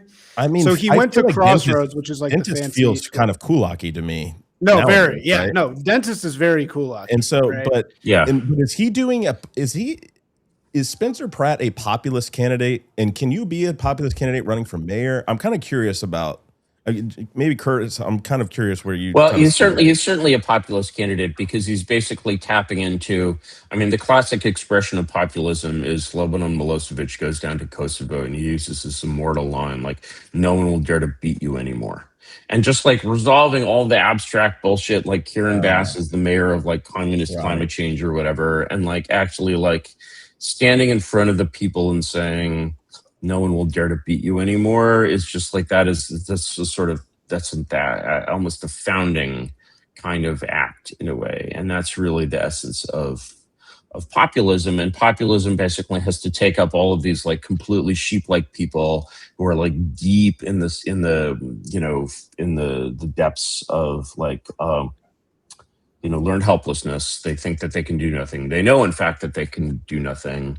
And then, this voice comes along and lets them laugh at the powerful and gives them a little bit of hope.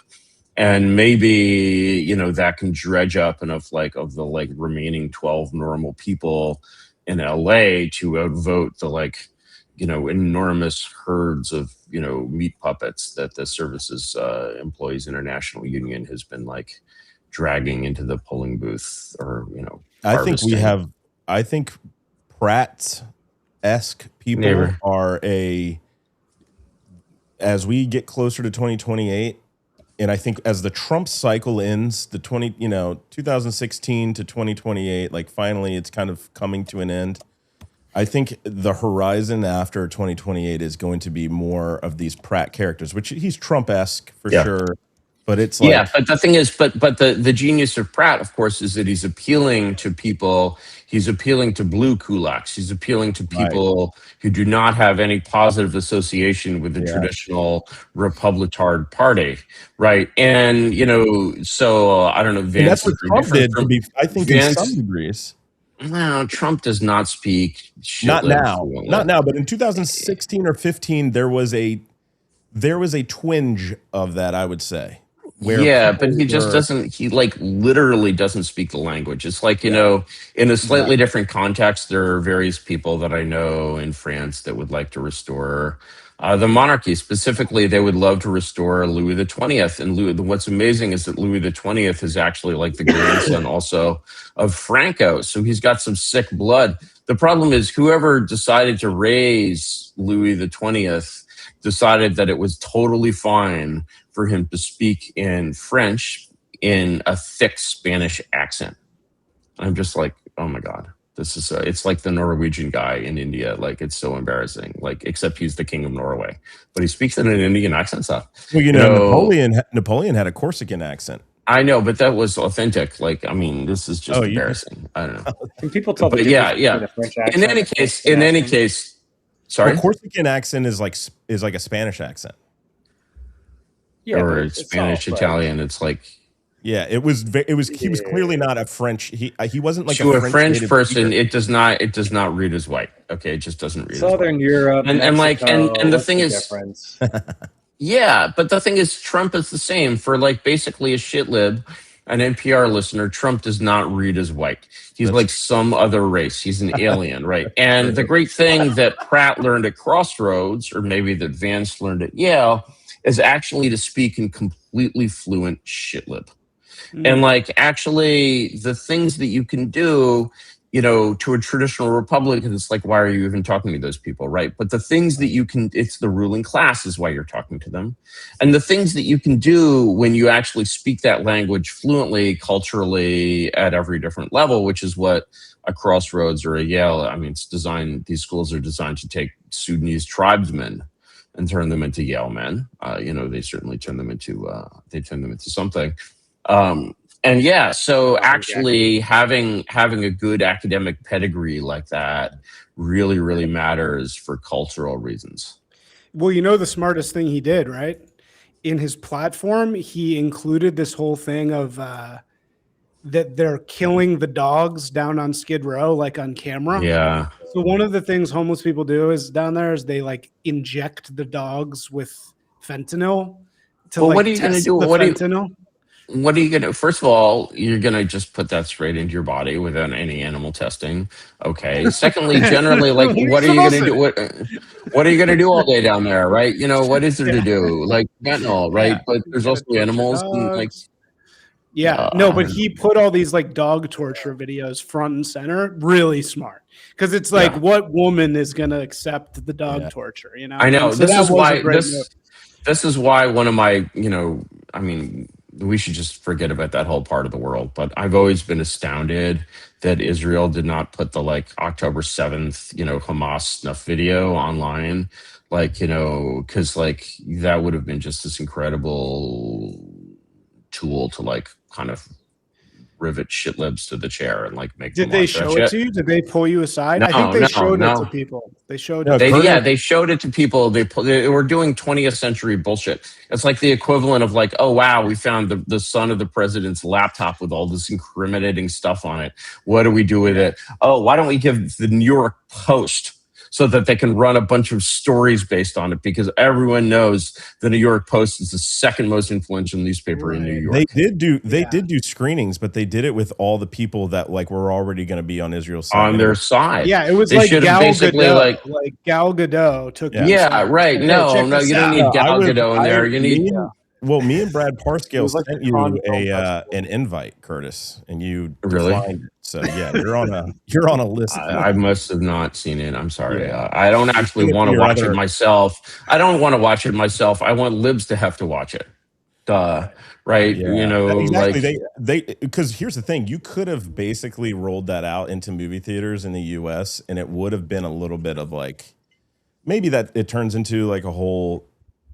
The opposite of what you want it to be, but you could have You could have just put it on the internet. In movie theaters, you'd have to probably pair it with maybe some more upbeat, maybe some comedic material. But like, Hamas Woody follies. Allen. Hamas, Woody yeah, yeah. Allen's like coming in the Well, the middle. thing is, I'm sure, like, think about it. Like, there's a lot of atrocities on these GoPros or whatever. But I'm sure if you needed to put together like a Hamas blooper reel, you could do that too. Well, it's like India, the worst country in the world. It's the same no. thing. I mean, the idea, Israel probably already has this. Okay, they probably already have the October 7th blooper reel. No, dude, think about it. The real Israelis are not. They're not American Jews. American Jews. They're not that funny. Humor. Yeah, they have a sense of humor. It's true. That is why it's the Israelis are retarded. I think it's because they're just Eastern European. I don't know. Yeah. And they haven't grown up in the U.S. And many of them are not real Jews at all. It's true. And some of them that are like Sephardic, which is like basically kind of more of an intermediate form, like the Erectus or Africanus, right, of the Jew. Yeah, they're basically the Puerto Ricans or Mexicans of the Jews, right? And so, you wouldn't expect them to have this kind of creative nonlinear thinking. But, I guess the Ashkenazi elite are too lived out to basically think in this kind of, fucked up way. It is weird, though. You do raise a very good point. Why did that not come out? Well, you think that would be shared around. The Israeli government basically right away in the aftermath of October 7th, and this was a terrible idea, they shut down their propaganda and media division. And the woman who was leading it said the day after October 7th, I'm resigning because all efforts, all money, all resources should go towards the military, and we shouldn't spend any of it on PR, which was maybe the worst decision Jews have ever made. The one thing they're good at is PR. Everybody says that, but they're actually terrible at it. Right. It's been 60 years. They're the most hated country in the entire world. Jews are good at PR. This is kind of what Kurt is saying. Jews in America are the best at PR. But the thing is, basically, and you will, if you read early Israeli propaganda, you will see that in many ways the early Israelis were like, yes, we are going to Israel to become rooted in the land so that we are not rootless cosmopolitan Jews. They basically sort of wanted to create this like stern Nordic nation in the sand, or what was then the sand of Palestine. And so by the very virtue of like becoming like Sabras or whatever, they lost this kind of ironic, I think there are actually very few homosexuals there, and there were some, and many of them were killed on October 7th, but it's like not really like they've lost even like the gayness of being Jewish, I feel. And there's like no fun in being an Israeli Jew. You're just like kind of an asshole. Yeah. At least that's mine. All right. Is there a good racist topic we can get into? I mean, so I think politics for a second. I was saving this one for last. Is Somali woman, two of them, Somali women charged in the $21 million Medicaid fraud case that happened this week. I mean, I'm sure whatever sentence they get will be worth less than the money. So these women are winners. Yeah. There's something going on. Like, yeah. Cute though. She's cute. Not gonna no. I'm hating on that one. Well, first of all, okay. Like this is a Somali. This is a Somali. This is not a Somali Bantu. This is a Somali. True. And as I always say, Khoisan? Are these the Khoisans? No, Khoisans are in South Africa. This is Nilotic. This is a Nilotic people.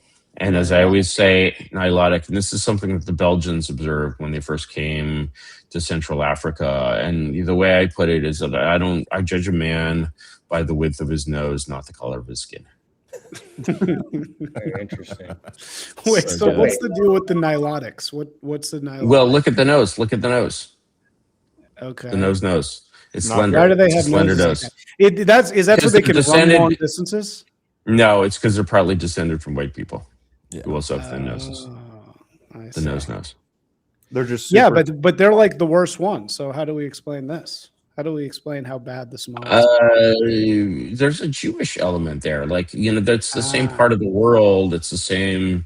I don't know if Somali is an Afro-Asiatic language, but certainly Hebrew is.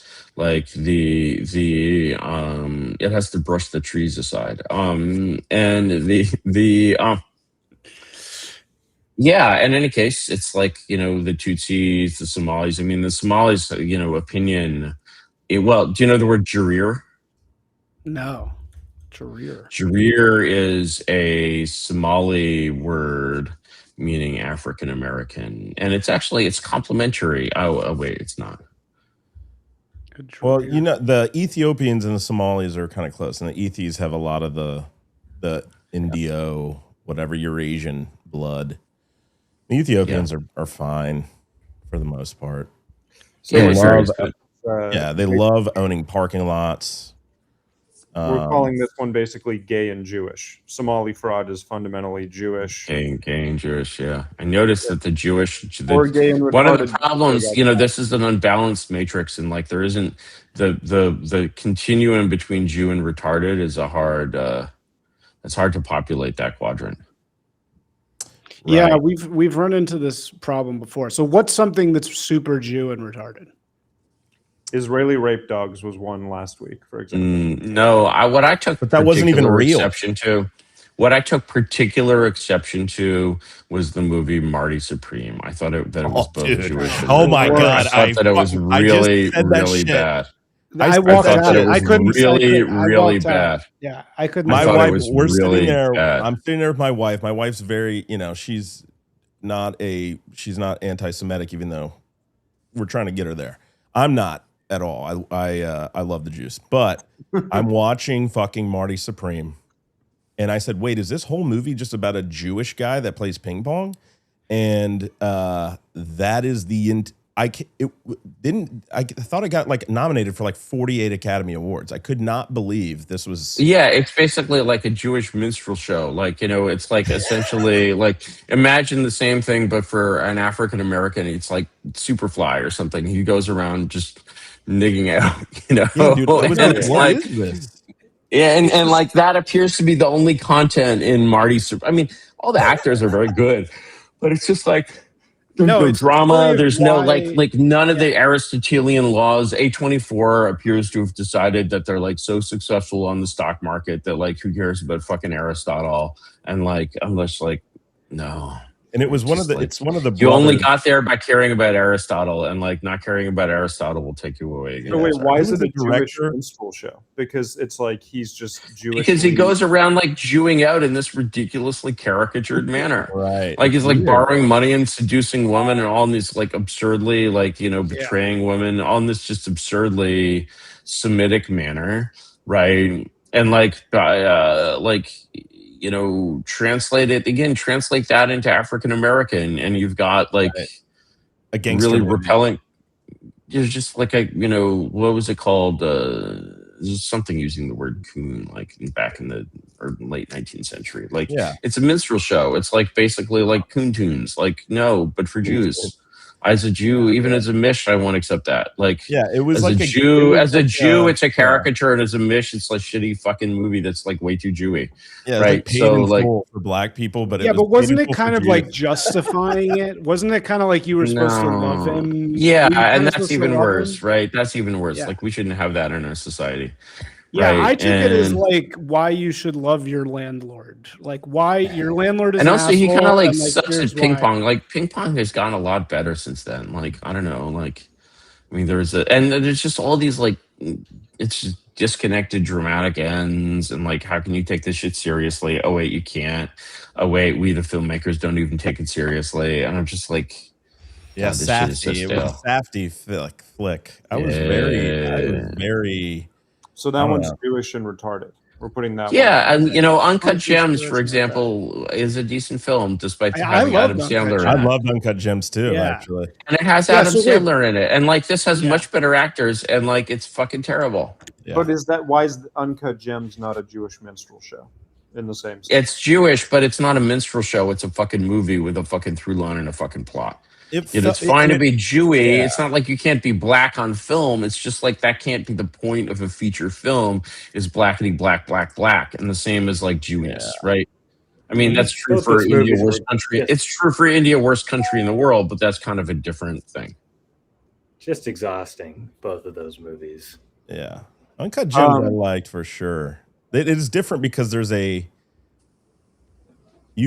anybody can kind of connect to the manic psychopath that Sanders playing. Nobody can connect to fucking the ping pong Jew, the super ping pong Jew. It was just so bizarre. It's totally this character. It's like it's a caricature.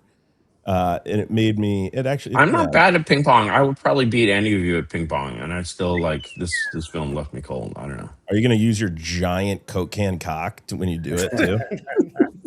Sorry, Curtis. I haven't thought of it. You know, I think it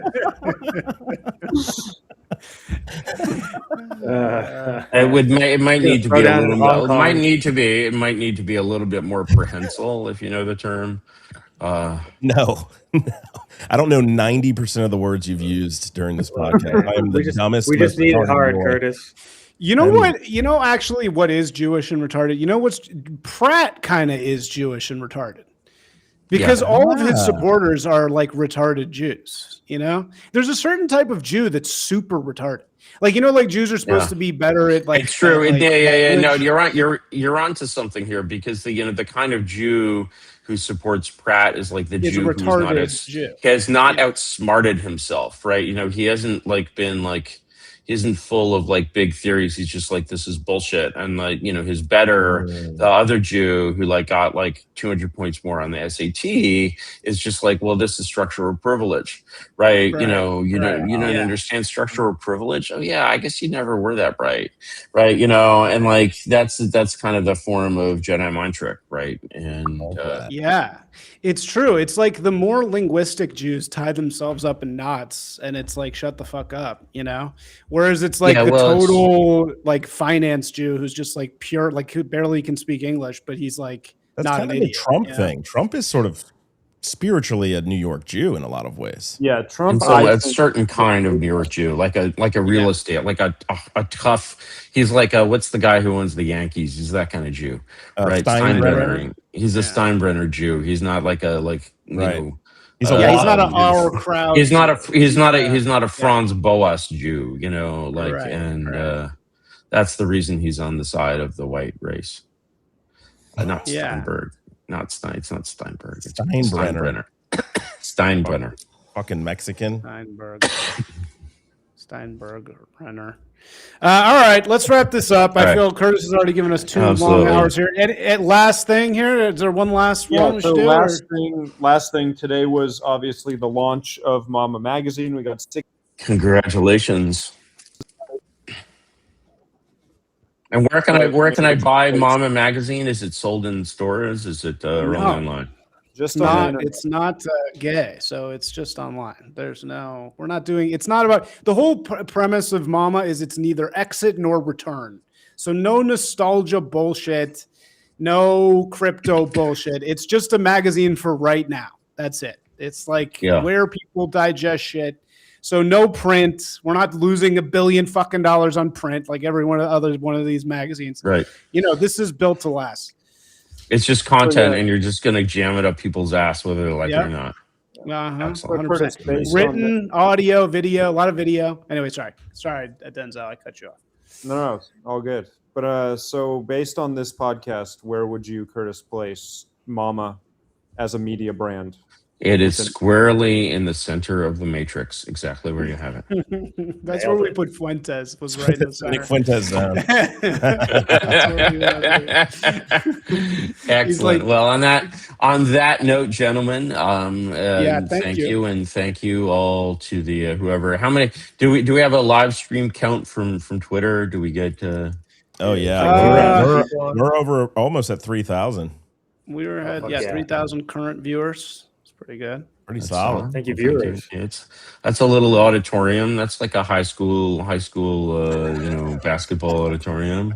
You know, they're stomping their feet. They're they're pounding. They want an encore, but I'm sorry, guys, there will be no encore.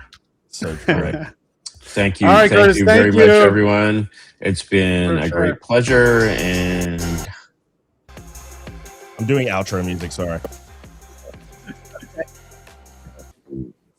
All right. Stop. Yeah. Goodbye, Curtis. Thank you so There you go, much, guys. This was Thank great. you. I think this was good. This was quality content, It was great. premium content, and I will see you guys on the internet. On the 10 next out one. of 10. Thanks, Curtis. Okay, Yeah. All bye. right. Thank you so much. Are we all leaving? This is over? Yeah, play the outro. Play the outro music. Is there outro? Hit the outro music. There is no outro music. Hold on. Should we do play the song one more time? Should we do chill hop? Or oh yeah, we could just go back to this. All right, cool. See you, babe. See you, baby. See you, babes. Oye, del Valle de San Fernando hasta las estrellas, camina.